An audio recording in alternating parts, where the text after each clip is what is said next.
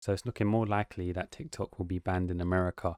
I thought this was just trolling. I thought there was just, maybe, some rumors and stuff going on, but it's actually looking likely. So it's getting real spooky out here. The bill to ban TikTok has just passed yet another crucial stage. 2/3 being in the affirmative, the rules are suspended, the bill is passed, and without the objection, the motion to reconsider is laid on the table.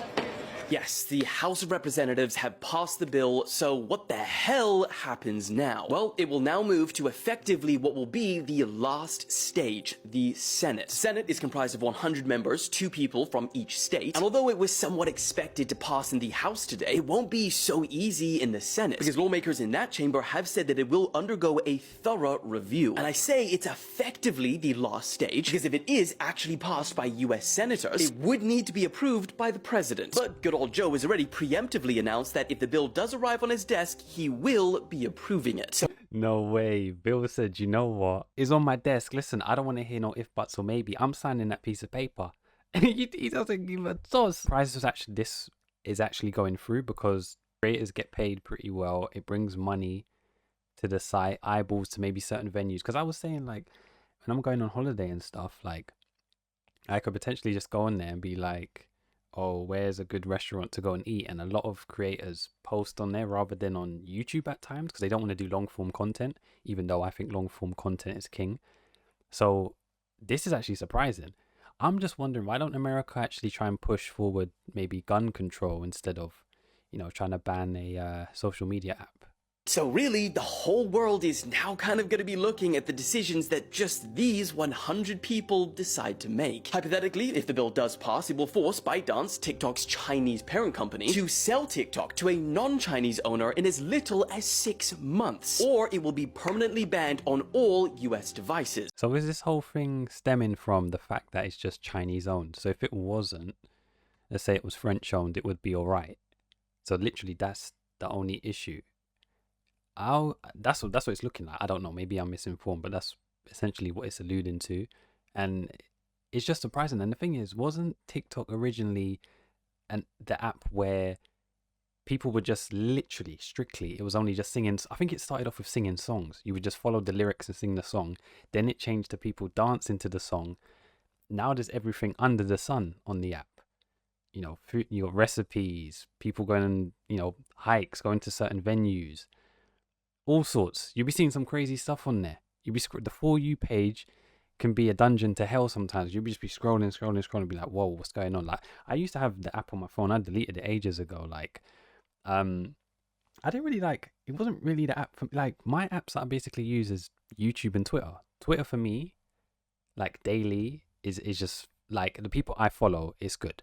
YouTube as well. Obviously, it depends on how much the creators are uploading, but yeah, TikTok I didn't really find useful for me, but for others it really is. And I don't know how they're trying to maybe spin it because it's damaging and that maybe China is seeing what the American public are doing because they're using the app. But I'm just like, but isn't phones and stuff and products made in China? But is that not a issue then? It's only because it's an app that people are doing tomfoolery on there? I don't know. It's just a bit bizarre. And honestly, even if people say that it is just one country, the US not only comprises TikTok's largest audience, but money too. It would nuke a huge part of TikTok and make it far less compelling to use and create on, ultimately leading to what I'd imagine to be a TikTok exodus. So as soon as the bill is voted on by Senate, I'll make an update. That's why for me as well, creators need to be posting on YouTube. YouTube is long form and whether or not on YouTube Shorts. Because if they were just strictly uploading to TikTok and they live in America, it's looking a bit iffy now. And then if it actually goes through, and it looks like it will, like I said, Sleepy Joe, Joe Biden saying, look, I'm going to sign that paper. He probably don't even know what he's signing, but it's looking like it's going to pass. And yeah, I was just saying, if you're a content creator, post on as many sites as possible. Don't just limit yourself, because this is exactly what can happen. It's not just the site maybe wanting to shut down or sell it on to somebody else.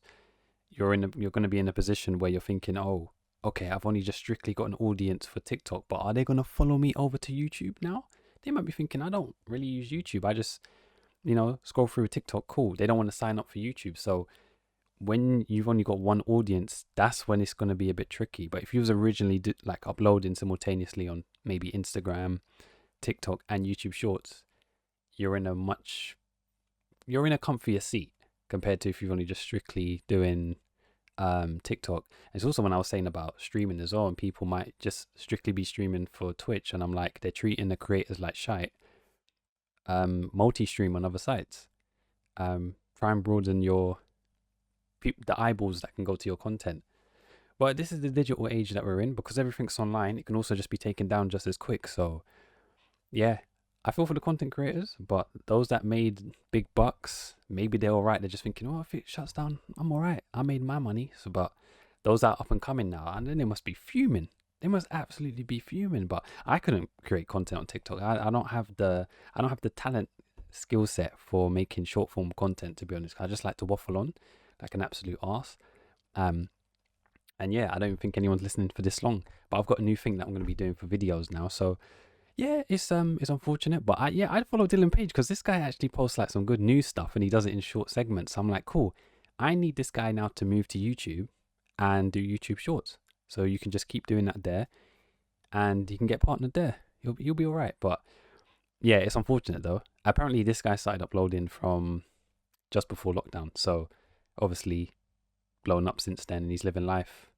But yeah, it's the platform. It's the digital age that we're in now, and nothing's certain. Everything's online. That's cool for accessibility, but it's also a bad thing because these companies can just remove certain rights that you have to certain media and whatnot, and this is what can happen.